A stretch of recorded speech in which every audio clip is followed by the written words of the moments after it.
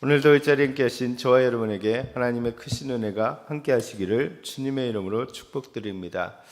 지난 시간 우리가 살펴봤던 것처럼 바사왕 고레스의 칙령에 의해서 총독 스룹바벨과 제사장 예수아를 중심으로 유다 백성들이 이제 바벨론에서 예루살렘으로 돌아오는 장면을 우리가 살펴보았습니다.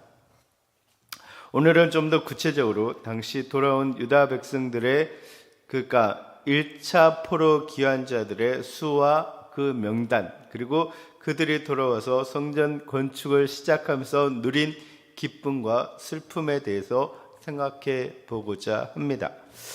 먼저 2장 1절에서 2절 말씀을 보시면 지금 포로에서 돌아오는 유대인들, 그러니까 유다 백성들을 이끄는 지도자들의 명단이 기록되어 있는데, 앞서 말씀드린 것처럼 스룹바벨과 예수아가 그 중심에 서서 백성들을 이끌었습니다. 근데 여기서 우리가 생각해 볼 거는 뭐냐면, 하나님께서는 공동체를 회복시키실 때 영적인 지도자들을 먼저 준비시키셔서 세우신다라는 것입니다.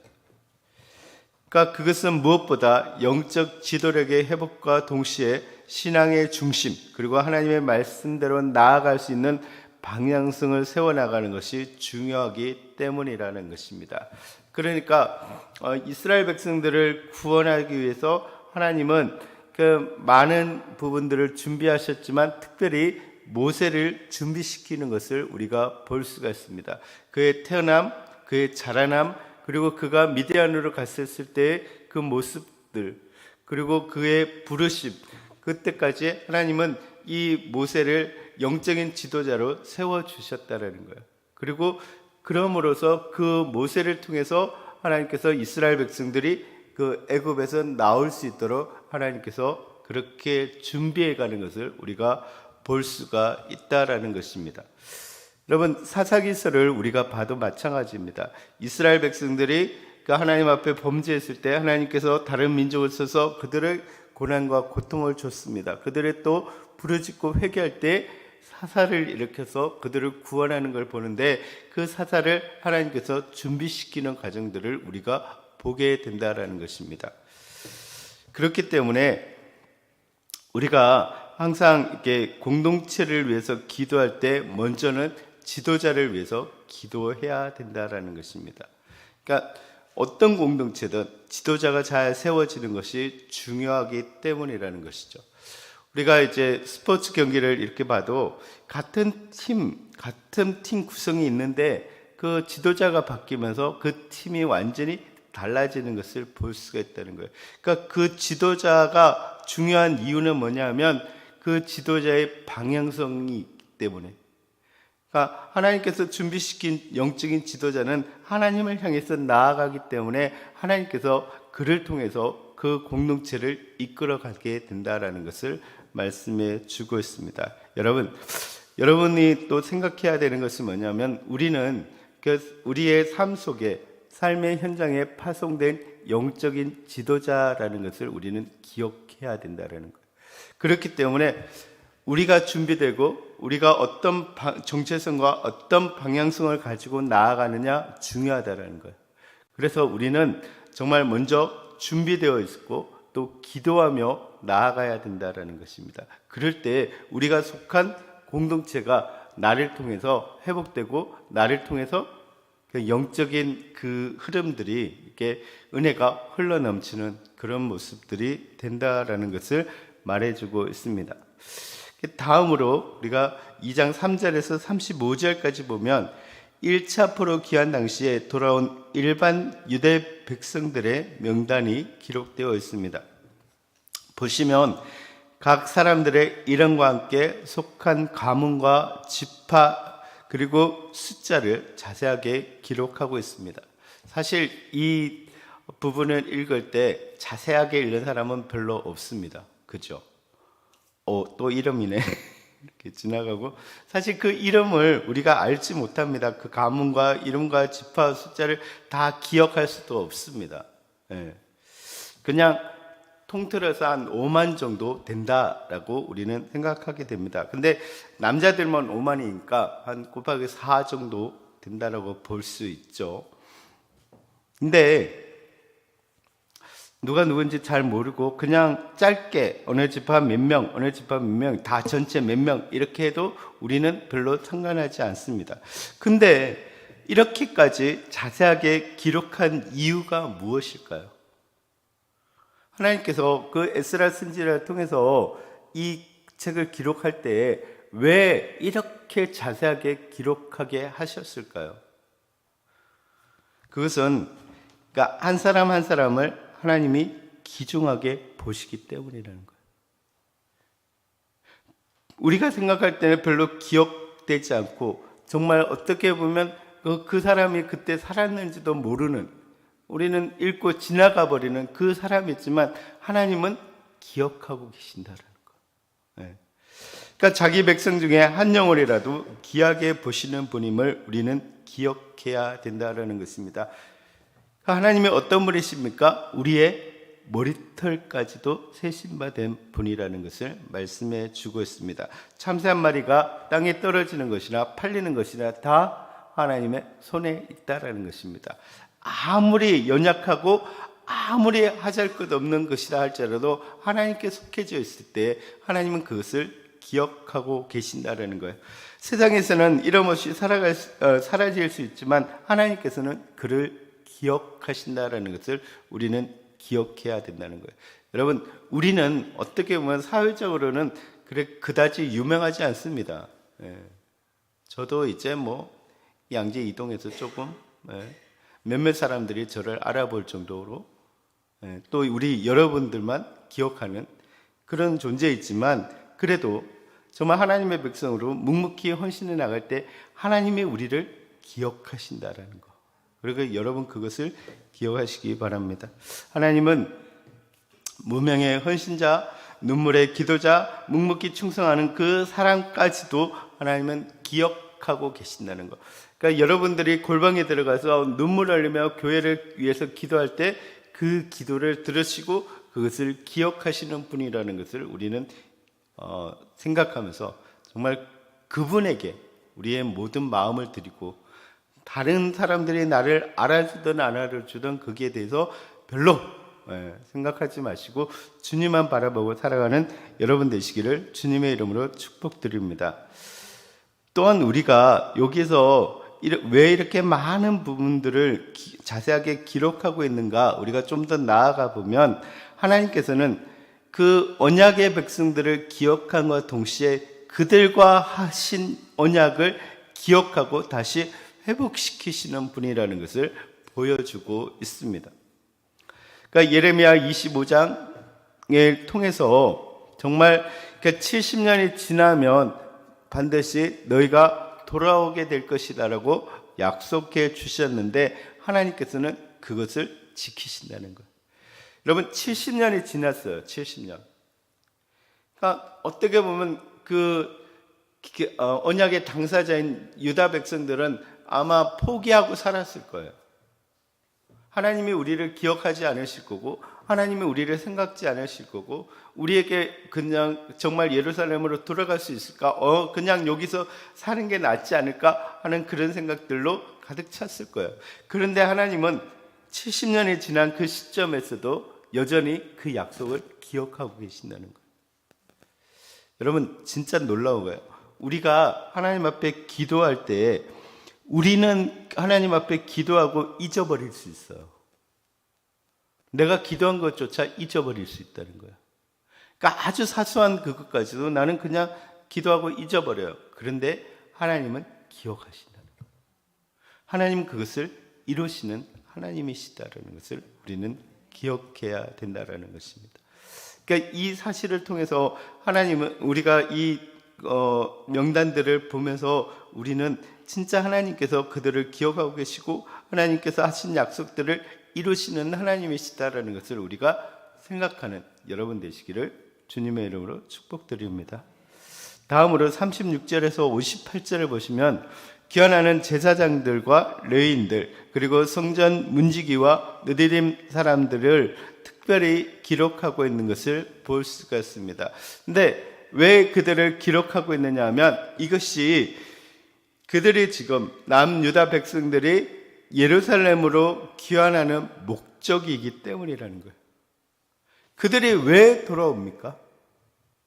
사실 그들은 70년 동안 그 땅에서 정착하고 살아가고 있습니다. 이게 못 사는 게 아니라 잘 살고 있었어요. 오히려 예루살렘의 본토가 완전히 황폐화되어서 돌아오면 정말로 살기 힘든 곳이에요. 그런데 왜 그들이 돌아옵니까? 왜 그들이 열정을 가지고 돌아옵니까? 바로 하나님과의 관계를 회복하기 위해서, 예배를 회복하기 위해서, 제사를 회복하기 위해서. 예루살렘 성전이 파괴되었지만 그것이 예루살렘 성전이 있던 곳이기 때문에 그 예루살렘 성전에서 다시 제사를 드리고 예배를 드리기 위해서 그들이 돌아온다는 거예요. 그들이 왜 성전을 재건합니까? 성전을 재건하는 이유가 무엇입니까? 바로 그 안에서 제사를 드리기 위해서, 하나님 앞에 예배를 드리기 위해서 왔다는 거예요. 그러니까 지금 제사장들과 레위인들과 성전 문지기와 느디님 사람들을 특별히 기록하고 있는 이유가 무엇입니까? 그것이 그들이 돌아오는 이유이기 때문에, 그들이 돌아오는 목적이기 때문에 그 예배를 인도할 제사장과 레위인 사람들을 특별히 기록하고 있다라는 것입니다. 여러분, 우리가 교회의 성장을 이야기합니다. 우리도 부흥하기를 원합니다. 숫자가 많아지기를 원합니다. 근데 그 자체가 목적이 아니라는 거예요. 우리가 성장해야 되는 이유가 무엇입니까? 하나님의 사명을 이루기 위해서라는 거예요. 우리의 하나님의 나라를 더 확장시키고 우리가 지역을 섬기고 또 이 지역 안에 복음화를 이루기 위해서 우리는 더 많이 성장하고 더 많이 부흥했으면 좋겠다라는 것입니다. 근데 주객이 전도되어서는 안 된다는 거예요. 성장이 목적이 되어서는 안 된다는 거예요. 큰 교회가 목적이 아니라 우리에게 주어진 사명을 감당하는 것이 목적이다라는 것이죠. 여러분, 우리가 꼭 기억하시기 바랍니다. 그리고 무엇보다 그들이 하나님께서 중요하게 생각하는 게 무엇입니까? 예배를 중요하게 생각하신다라는 것. 계속해서 59절에서 63절은 족보의 문제를 가진 사람들에 대해서 기록하고 있습니다. 보시면 59절에 등장하는 델멜라와 델하르샤와 그룹과 앗단과 인멜에서 올라온 자들, 그러니까 60절에 나오는 들라야 자손과 도비야 자손과 느고다 자손은 자기들의 조상의 가문과 선조가 이스라엘에 속했는지 알지 못했다는 거예요. 그러니까 자기들은 유대인이라고, 유다 백성이라고 해서 같이 왔는데 뒤에 족보를 보니까 이 족보가 유대인의 족보인지를 모르겠다는 거예요. 불분명하다는 거예요.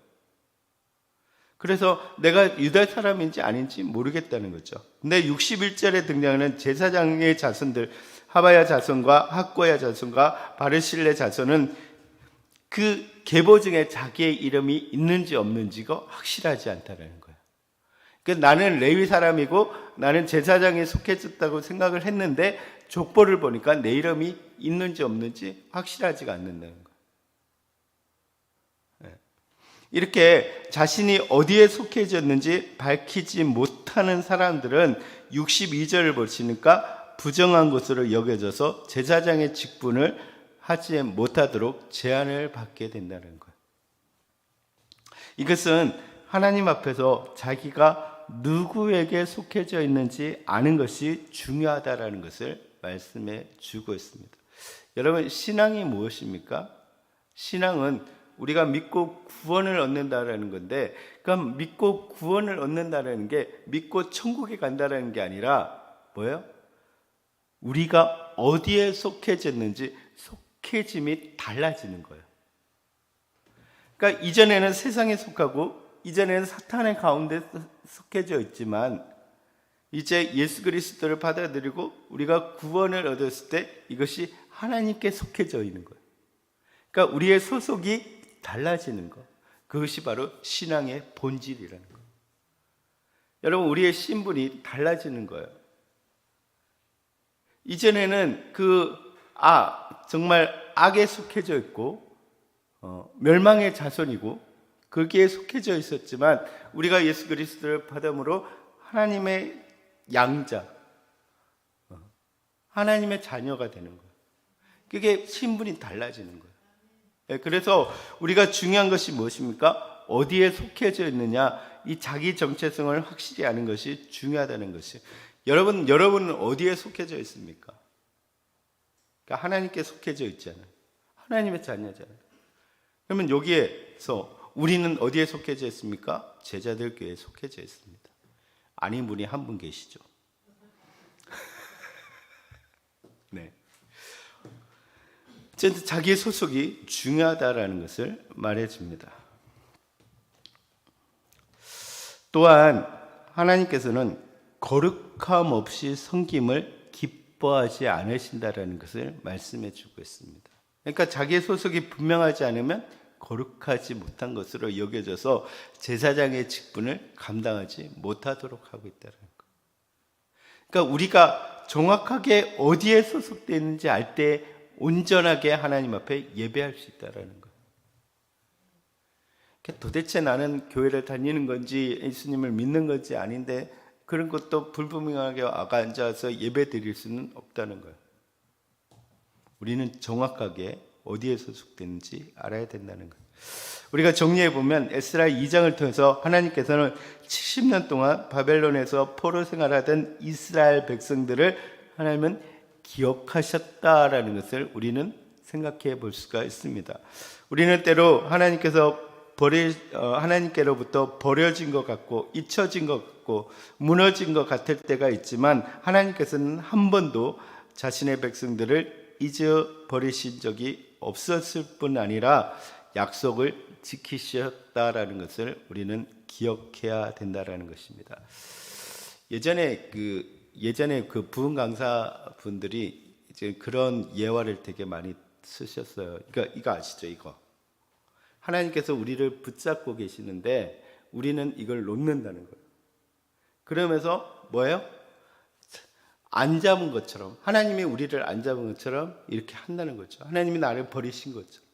근데 여전히 하나님은 우리를 잡고 계신다는 거예요. 그러니까 예전에 부흥 강사님들이 그런 예화를 많이 했어요. 그러니까 하나님은 우리를 잊어버리지 않으시고 끝까지 붙잡고 계신다는 거예요. 우리가 어느 자리에서 방황하고 있다 할지라도 여전히 우리를 기억하고 계신다는 것을 우리는 기억해야 됩니다. 그래서 우리가 주님이 생각날 때 정말 우리는 돌이켜서 그에게 돌아와야 된다는 것입니다. 그러면 그 밖에서 기다리는 아버지처럼 우리를 맞아 주실 거다라고 말씀하고 있습니다. 다음으로 회복은 작은 헌신에서 시작된다는 것을 보여주고 있습니다. 앞서도 말했지만 지금 언급된 대부분의 사람들은 무명의 헌신자였습니다. 하나님께서는 그들의 헌신을 통해서 성전을 세워갔다라는 것을 우리는 기억해야 된다라는 것입니다. 그리고 진정한 회복의 중심은 뭡니까? 예배입니다. 예배가 왜 중요합니까? 하나님과의 온전한 관계가 회복되는 것이기 때문입니다. 그러므로 하나님께서는 귀환한 이후에 가장 먼저 예배 공동체를 세우게 하셨습니다. 여러분, 예배가 무너지면 삶이 무너집니다. 예배가 회복되면 삶도 회복된다는 것입니다. 여러분, 정말로 예배를 가장 귀중하게 생각하는 여러분 되시기를 주님의 이름으로 축복드립니다. 그리고 족보의 문제를 엄격하게 다루시는 걸 볼 때 하나님께서는 거룩한 공동체를 원하신다는 사실을 우리가 기억하면서 그 은혜 위에 질서를 세워가는 우리가 되어야 된다는 것을 우리는 생각해 볼 수가 있습니다. 이제 3장으로 넘어가면 예루살렘으로 돌아온 유다 백성들이 스룹바벨과 예수아를 중심으로 실제적으로 이제 회복의 사역을 시작하는 장면을 그리고 있습니다. 그들은 이제 꿈과 비전을 가지고 예루살렘으로 돌아왔을 것입니다. 그러나 그들 앞에 펼쳐진 예루살렘의 현실은 비참했습니다. 성전은 여전히 무너진 그대로 방치되어 있었습니다. 성벽은 파괴되어 있습니다. 그래서 그들을 지켜줄 성벽이 없습니다. 주변의 민족들의 위협도 여전했습니다. 그렇다면 우리가 그들이 딱 돌아왔을 때 뭐부터 해야 됩니까? 그들을 지킬 성벽부터 쌓아야 됩니다. 그리고 뭔가 인프라를 다 만들어 놓고 이제 나는 예배 드릴 거야 라고 해야 되는 것이 우리가 생각할 때 이치적으로 맞다라고 생각이 되죠. 그런데 그들은 이 환경을 정비하기에 앞서서 먼저 하나님께 나아가고 있는 것을 볼 수가 있습니다. 여러분, 이것이 핵심입니다. 그래서 3장 1절에서 3절 말씀을 보시면 예루살렘으로 돌아온 유다 백성들은 3개월 정도 각자 성읍에 흩어져서 살았습니다. 그리고 이제 7째 달, 그러니까 종교력으로 7월에 일제히 예루살렘으로 모였습니다. 근데 여기서 중요한 단어가 있어요. 일제히. 근데 일제히라는 이 말은 문자적으로 말하면 한 몸처럼. 그러니까 포로에서 돌아온 남유다 백성들은 마치 한 사람이 움직이는 것처럼 일사불란하게 움직였다라는 거예요. 그들은 이때 이스라엘의 3대 절기 중 하나인 초막절을 지키게 되는데, 그 초막절은 7월, 종교력 7월 15일부터 일주일 동안 지켜졌다라는 거예요. 그들은 바로 이 초막절을 지키기 위해서 예루살렘으로 모였는데 일제히 모였다는 거예요. 한 마음에 대해서 다 모였다는 거예요. 그런데 사실 이렇게 예루살렘으로 모이는 것이 특별한 것은 70년 포로 생활 동안 한 번도 초막절을 지키지 않았기 때문이라는 거예요. 그래서 이제 포로 생활에서 돌아온 이후에 처음으로 맞는 초막절이기 때문에 그들의 마음이 벅찼다는 거예요. 그래서 일제히 한 몸과 같이 다 모여서 하나님 앞에 초막절을 지켰다라는 거예요. 이를 위해서 스룹바벨과 예수아는 먼저 하나님의 제단을 만들고 모세의 율법에 기록한 대로 제물을 드리려고 했다라는 거예요. 그러니까 모인 그들이 가장 원했던 것은 예배를 복원하여서 하나님과의 관계를 회복하는 것이었다라는 것입니다. 여러분, 그들에게 가장 중요한 것, 가장 최우선이 뭐였다는 거예요? 예배라는 거예요. 예배. 다른 어떤 것보다 예배가 중요하다는 거예요. 그런 정신이 우리에게도 있어요. 그죠? 이사회에서 가장 먼저 하는 게 뭐야? 예배 드리는 거. 개업을 하면 가장 먼저 하는 게 뭐야? 개업 예배를 드려. 가장 무엇보다 뭐예요? 예배를 우선시 했다라는 거예요. 자, 이를 위해서 스룹바벨과 예수아는 먼저 하나님의 제단을 만들고 모세의 율법대로 예물을 드린다는 거예요. 모세 때부터 인도하신 하나님, 특별히 바벨론에서 고국 예루살렘으로 돌아오게 그 하나님께 감사하는 것이 중요했다라는 것입니다. 여전히 주변의 적들로 인해서 두려움이 있었지만 그들은 그 무너진 터 위에 제단을 쌓고 아침 저녁으로 여호와께 번제를 드렸습니다. 그러니까 주변에 여전히 위협이 있고 어쩌면 그들의 침공에 의해서 다칠 수도 있지만 그들은 예배를 포기하지 않았다라는 거예요. 여러분, 이러한 마음이 여러분에게 있기를 주님의 이름으로 축복드립니다. 정말 예배를 정말 생명처럼 여길 수 있는 그런 마음이 필요하다는 거예요. 네. 근데 중요한 것은 모세의 율법에 기록된 대로 철저하게 지켰다라는 것입니다. 철저하게. 그러니까 그렇게 정해진 규례대로 초막절을 지키는데 마음대로 더하거나 덜하지 않는 범죄를 드리게 되었다라는 것입니다. 그러니까 자기의 편리를 위해서 어떠한 것도 바꾸지 않았다라는 것입니다. 그들은 바벨론에서 어느 정도 부를 누리고 있었고 평안함과 안락함을 누리고 있었습니다. 그런데 계속해서 그것을 추구했더라면 그들은 고향을 떠날 생각도 하지 않았을 것이고 떠나왔더라도 7째 날에 이렇게 예루살렘에 한마음 한뜻으로 모이지 않았을 것입니다. 그저 그것에서 잘 먹고 잘 사는 것이 목표로 살았더라면 그냥 그런 대로 괜찮은 삶을 살 수가 있었을 것입니다. 그런데 그들은 그러지 않았고 초막절을 기억해서 그 하나님의 그 제단을 다시 쌓았다라는 것입니다. 여러분, 그들은 왜 그런 마음이 들었을까요? 그들이 70년 동안 지나가면서 계속해서, 물론 어떨 때는 마음이 떠났다가 어떨 때는 마음이 돌아왔다가 그럴 수 있겠지만, 그 지나가면서 무엇을 생각합니까? 하나님의 은혜를 생각했다는 거예요. 하나님께서 그들을 지켜주셨고, 하나님께서 정말 모세가 그 광야길을 지나갈 때 그렇게 불기둥과 구름 기둥과 만나를 통해서 지키시고 입히시고 먹이시는 그 은혜를 기억하는 것처럼 그들의 삶을 지키시는 그 하나님을 기억했다는 거예요. 그래서 초막절을 지키고자 하는 열망이 강하게 나타났다는 거예요. 그래서 그 안락함과 편안함을 뒤로하고 하나님께 예배드리기 위해서 그들이 왔고 지금 예배를 드리고 있다라는 것입니다. 여러분, 우리가 그 마음이 우리 안에 넘쳐나기를 주님의 이름으로 축복드립니다. 우리가 그 생활하다 보니까, 생활하면서 그런 게 느껴지는 거죠. 진짜 하나님의 은혜를 느끼는 거죠. 이것도 하나님의 은혜구나. 이렇게 된 것도 하나님의 은혜구나. 하나님께 은혜를 많이 받고 있구나. 그런 마음들이 쌓이면서 무슨 마음이 드느냐 하면, 빨리 가서 예배 드리고 싶은, 하나님 앞에 이 마음을 표현하고 싶은 마음이 드는 거예요. 이 마음이 정말 여러분에게 가득 차기를 주님의 이름으로 축복드립니다. 벌써 주일이네. 또 가야 되나? 우리 애들 얘기입니다. 그런 마음이 아니라 진짜 하나님 빨리 보고 싶어. 하나님 빨리 만나고 싶어. 하나님께 빨리 예배하고 싶어. 이런 마음이 우리 안에 넘쳐나야 한다는 것입니다.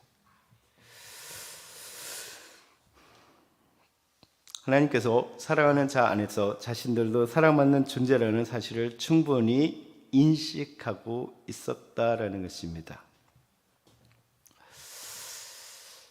이제 8절 이하를 보시면 그들이 성전에 기초를 놓는 것을 볼 수 있습니다. 이제 그들은 예루살렘에 일제히 모여든 다음에 성전 공사를 시작하게 됩니다.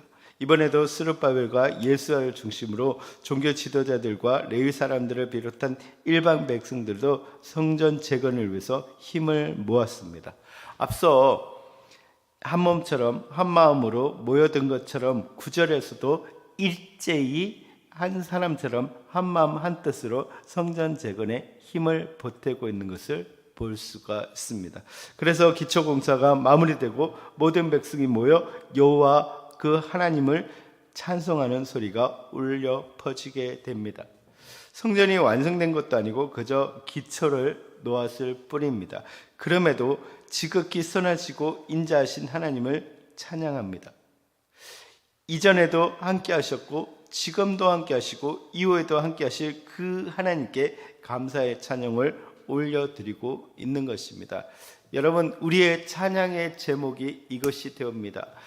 이전에도 나를 인도하셨고 이전에도 나에게 복을 주시고 지금도 나를 인도하시고 지금도 나에게 복을 주시고 앞으로도 인도하시면서 앞으로도 복을 주실 그 하나님을 우리는 찬양하는 것입니다. 내한테 잘해주니까 찬양하고 내가 감동이 되니까 찬양하고가 아니라 그분은 신실하신 분이기 때문에 그 신실하신 그 하나님 자체로 우리의 찬양의 제목이 되는 것입니다.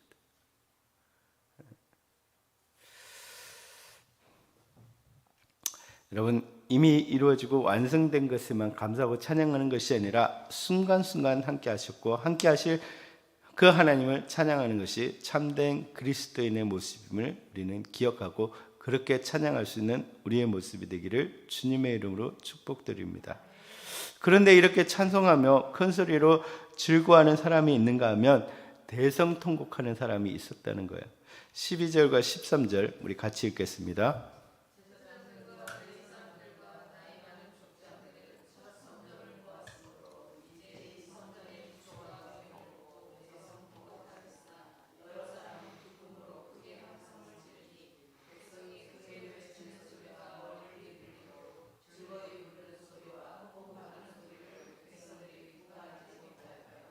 아멘. 그러니까 상대적으로 나이가 많은 이들은 과거에 그 70년 전에 성전이 불타고 훼손되는 장면을 기억했던 사람들입니다. 그 성전이 다시 재건되는 것이 기쁘기도 하지만 동시에 자신들의 죄로 성전이 파괴되었을 때를 기억했다는 거예요. 그때는 몰랐어요. 그때는 왜 하나님이 우리를 버렸는지, 왜 예루살렘 성전이 그렇게 무너졌는지 몰랐다는 거예요. 그런데 70년이 지나면서 깨닫게 되는 거예요.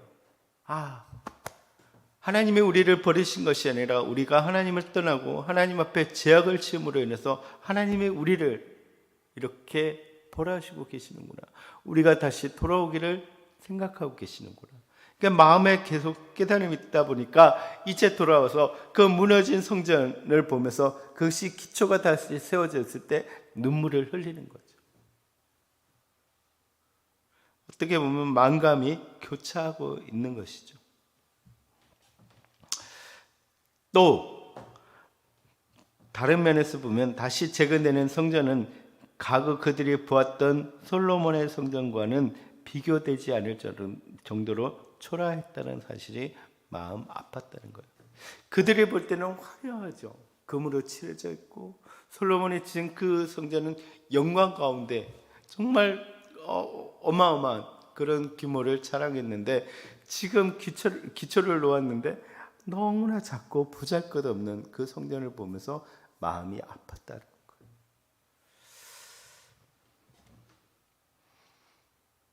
그리고 또 하나는 성전이 없는 그 동안의 시절을 떠올리면서 그 기억이 마음을 힘들게 했을 거라는 것이죠. 그래서 나이 든 사람들은 여러 가지 복잡한 신경으로 마냥 기뻐할 수 없었고 대성통곡했다라는 것입니다. 그러니까 기쁨과 슬픔이 동시에 일어났다라는 거예요. 여러분은 우리 교회를 보면서 어떤 마음이 드십니까? 기쁩니까? 슬픕니까? 동시에 일어납니까? 여러분, 우리가 우리 교회 공동체에 대한 그런 마음들이 여러분 있기를 바랍니다. 다 있잖아요, 그렇죠? 잘 됐으면 좋겠다는 그런 마음들, 사랑하는 마음들이 있으면 감정이 느껴지는 것 같아요. 이제 우리가 3장을 보면서 우리는 돌아온 이스라엘 백성들이 초막절을 지키고 그리고 성전을 재건하는 과정에서 일제히, 그러니까 한 몸처럼 한 마음으로 움직이는 그 모습에 우리는 주목할 필요가 있다라는 것입니다. 여러분, 우리가 계속해서 말씀드리지만 우리가 한 마음이 될 수 있기를 주님의 이름으로 축복드립니다. 정말 우리가 한 몸이 되기를 바랍니다. 우리가 서로 보면서 왜 저래? 왜 저렇게 생겼어? 왜 저런 마음을 가지고 있어? 왜 저렇게 살아가는 거야? 라고 생각하지 마시고 다름을 우리가 인정하시면서 그래도 우리가 한 몸이라는 것을 우리가 생각하면서 서로 한 몸같이 하나 될 수 있기를 주님의 이름으로 축복드립니다. 그래서 우리가 어떤 일을 해나갈 때 정말 우리가 중요한 것은 무엇입니까? 우리가 사명을 감당하는 것이 중요한데 이 사명을 감당할 때 우리가 한 마음으로 하나 되어서 우리가 그 일들을 감당할 수 있는 우리의 모습이 되기를 주님의 이름으로 축복드립니다.